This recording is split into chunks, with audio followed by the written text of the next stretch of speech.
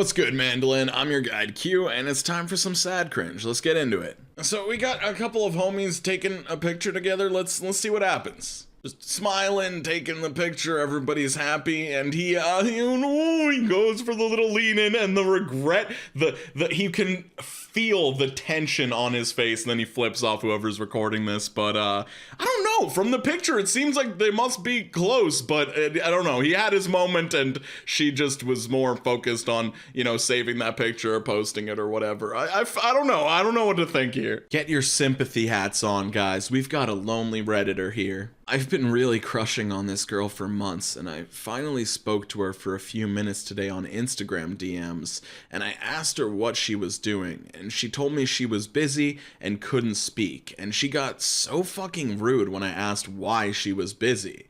Like, I'm just wondering what you're up to. I don't see how it's a big deal, but whatever. Anyway, she told me she'd speak later because she was a little stressed out, so I thought, okay, I'll break the ice a little. And I tried to cheer her up by saying that if she were here, I'd run her a nice bubble bath with a glass of champagne and candles, and made it sound really sweet, and she didn't reply. I waited, and 4 hours later, she still didn't reply. I tried to ring her, and she didn't even answer. I don't understand why girls do this. Why do they give you the time of day to immediately ignore you? And I'm not being weird or anything. I'm just trying to be a good dude, and I still get shit on. This person deeply annoys me, but I do hope they got some decent feedback in the Reddit replies, because it's clear that they just don't know when someone is not interested and is trying to get rid of them, because why would you double down with the bubble bath, champagne, and candles in this situation? Literally one of the worst things you could have chosen to do. Alright, we got a 4chan green text story. Buy female colleague flowers and plushie with her name. She gets them as a surprise. Writes me a message that she already has a BF and how I must respect her as she sees me only as a good colleague. Taking trash from office 2 days later. See among thrown bags one with flowers and the plushie I bought her. Alright, dude, I'm not gonna lie. What did you fucking expect after you found out she had a boyfriend? Like, is she just gonna keep them and bring them home and be like, oh yeah, Anon from work really likes me and got me these? Like, obviously she's gonna throw them out. I've said it once, I'll say it again. If you're not already dating someone, do not get them gifts. It just comes off as creepy and overbearing, and you're wasting your own money. This person is DMing someone in a Discord server about the fact that nobody responds to their messages on Discord.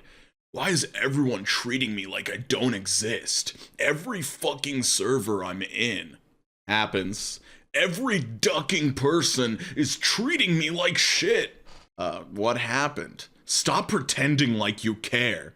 Okay? Of course I have an attitude. Of course I'm the bad guy. Like a fucking animal that's about to die and not worth saving. Maybe it's cause you're talking like this. Ha ha ha, fuck you too. I've been talking calm and nice, and this is how I'm treated? I have met way too many terminally online people who act exactly like this. Like, they do not even give you an opportunity to feel bad for them and their struggle with loneliness. They just immediately display the behavior that chases everyone far away from them. Like, please, get some help, turn off the computer, step away, go to your front door, open it up, and go outside, my guy. Alright, we got some very cocky tweets from a crypto bro, so let's see how things work out for him. My wife. Why don't you sell some of your Luna so you can realize a win? You know how many wives told their husbands to sell Amazon at $100? That's not the same thing. You're right, it's bigger. Moon emoji. When are you selling some of your crypto? Never. What do you mean? Why would I sell when I can borrow against an asset that appreciates exponentially? So when are you selling? Me, facepalm. Huh, she has no idea how much I just spent on Luna and Rune. If she did, she'd leave me. Cheers. And a tweet from a couple weeks later, Luna crashed, and he tweets out, feeling sick to my stomach, like literally want to puke. Never did I ever think this would happen. Fuck.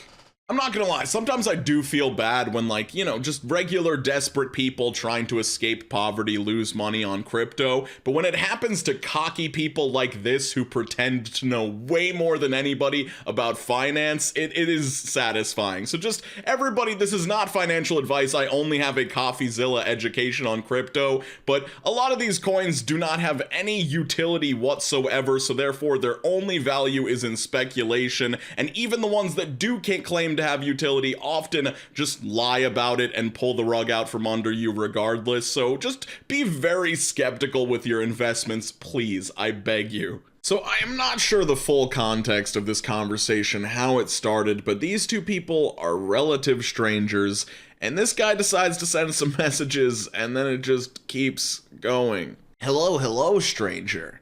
Hope you're recovering from the teeth removal, but really hoping today isn't too hard for you.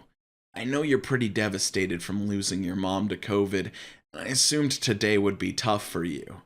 As I know when Father's Day comes up next month, I'll be having a hard time myself.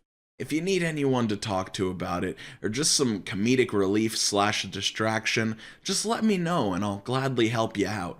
2 days pass and then he sends this message.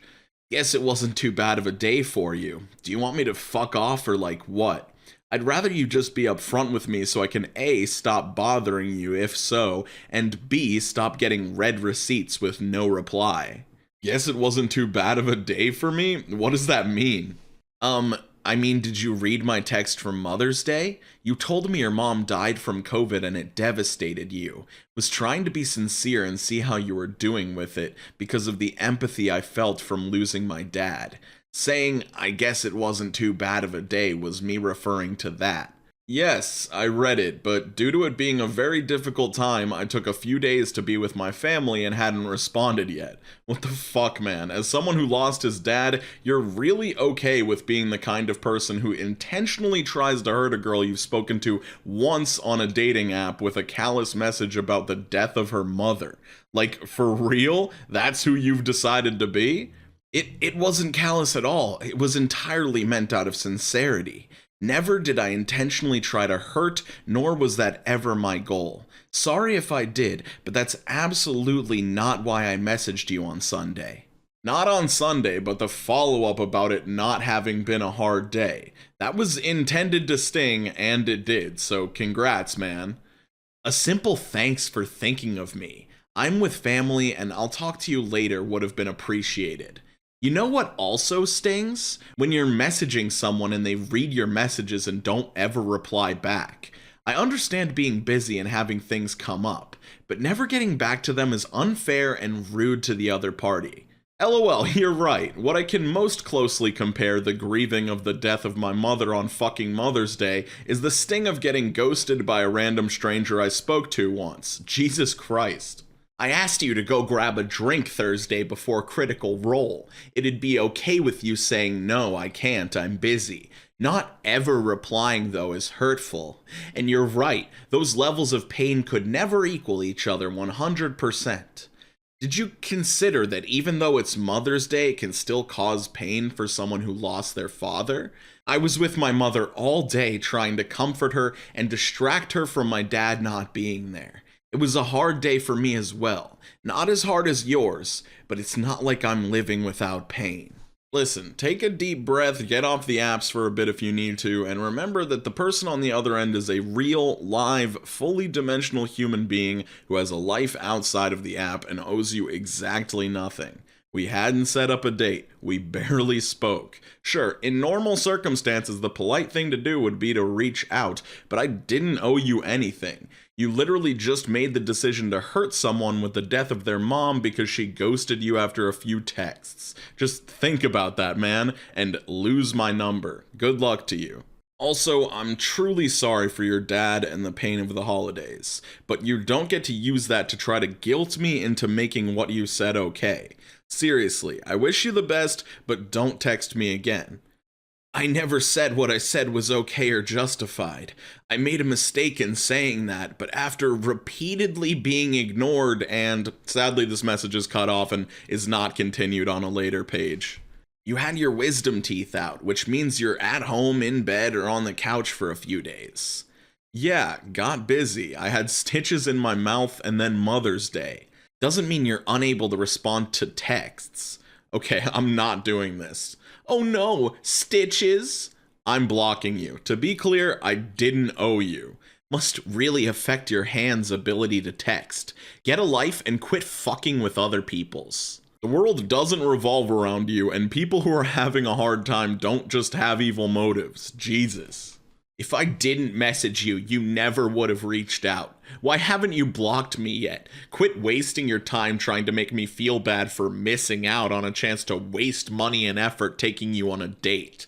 Thank you for ending this. The incompatibility in manners and morals is palpable here. I have not wanted to smack a person so fucking much through my computer screen in a very, very long time. Like, it's so obvious that you're just using the whole dead mom thing to try and get your foot in the door to be that shoulder to cry on so that you can eventually get in this girl's pants. Like, it's obvious to everyone but you because you're either extremely socially inept or extremely narcissistic or both. Because anybody with any awareness in this situation would understand that someone might need some time to themselves in this sort of situation. Then you just make it all about you. How about you just go watch some Critical Role so that you can pretend you have some friends and leave other people the fuck alone, my guy. Hey, if you want more cringe, click the top right corner of your screen for a playlist of a bunch of sad cringe and cringetopia videos. With that said, I'd like to give a major shout out to Hannah, Matthew Kendall, Caitland, Beth the Dork, Ashton Jacobson, June, Mega Mander, Alicia, Catco, Kennedy DeSilvis, Tay P,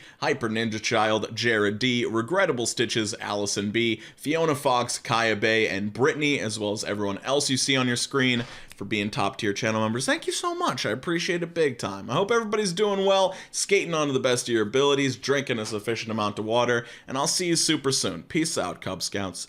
Take it easy, yo.